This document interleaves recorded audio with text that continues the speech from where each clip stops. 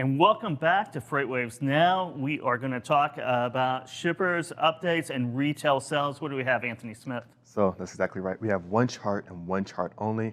Been talking about this one since the beginning of the week, since we had Monday, talking about weekly outlooks, what I'm excited about.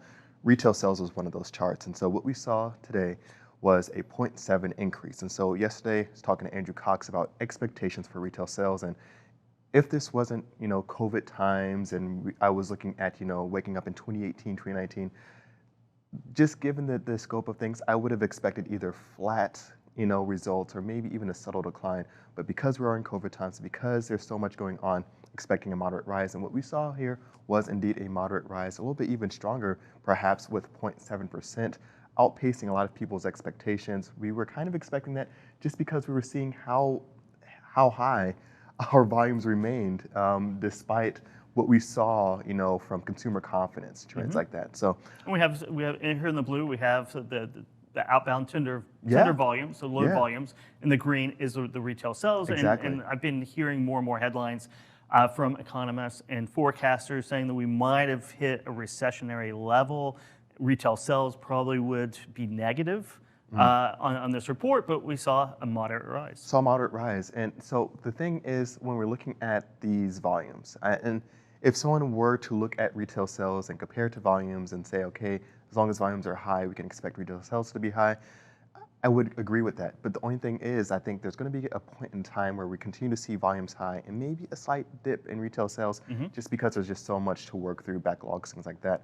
But I don't think we're at that point just yet. I mean, we're looking at consumer confidence levels, consumer sentiment, things like that. These indexes are really showing some decline, lowest levels since, I don't know when. But I've started looking away from those, looking at what consumers are doing. What are they doing with their dollars? What actions are they taking? So what we're seeing right now, consumers are leaving their jobs. The quit rate hit an all-time high.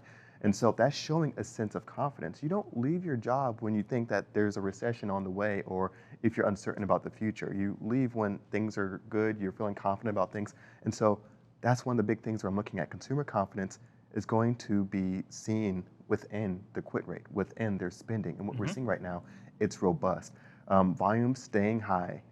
Retail sales for this month, what we saw was a little bit surprising on where it came from. It was really across the board, but a slight decline on electronic stores, but up on general merchandise, up on a lot of these, brick and mortar stores that really have been, a little bit of the laughingstock earlier on in the pandemic. It was like everything's going to be e-commerce. We did see some more positive results for non-retail outlets, so we did see some e-com growth as well.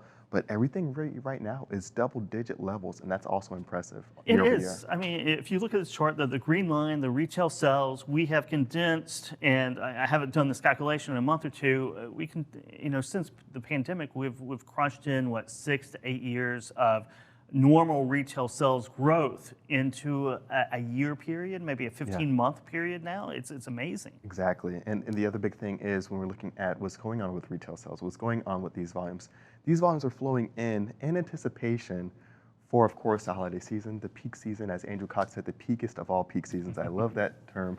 And so when we're looking at these volumes come in preparation for these holiday seasons, the other big thing is that there's going to be earlier start compared to historical trends for these deals, for Black Friday, for Cyber Monday, for all these e-commerce holiday deals. They're going to be spread throughout the next couple months. And so I'm thinking and expecting retail sales to also be spread throughout those months as well. So we're going to see some more widespread spending throughout the month of October, November, and December. Yeah, even with the clogs in the supply chain, the ships on anchor out in San Pedro Bay, we are still going to see a very strong Christmas season. I was talking to Loris Jensen at Ocean Waves that we did about a week or so ago. You can find that on tv.freightwaves.com. And he has a great analogy, kitchen tap counters, right? Yeah. If you want that one kitchen counter, you might not get it. Yeah. But there's going to be plenty of others. But if you want that one toy or that one gadget, you might not have it on Black Friday or throughout the Christmas season, but there's going to be plenty of others. Exactly, and I think consumers are starting to get that idea in their head that they have to start shopping now. They have to because it's made to mainstream news. It's not just here at FreightWaves now. It's made it to Oh, yeah. mainstream news that everyone's talking about supply chain shortages. And so those outside the industry are talking about, hey, maybe I got to start my Christmas shopping a little bit earlier. And I think we're going to see that here and now. I mean, I'm expecting volumes to maintain this general high level. And even when volumes do come down, there's a new baseline that's been reached. We're not going to, I don't think, return to the 2019 levels after No. this pandemic when we're looking at 2023 and so on and so forth. But there is definitely a new high reach for our new lows. There is a new high. The highs get higher, the lows get higher as well. Exactly. So I thank you for that shipper update, Anthony Smith.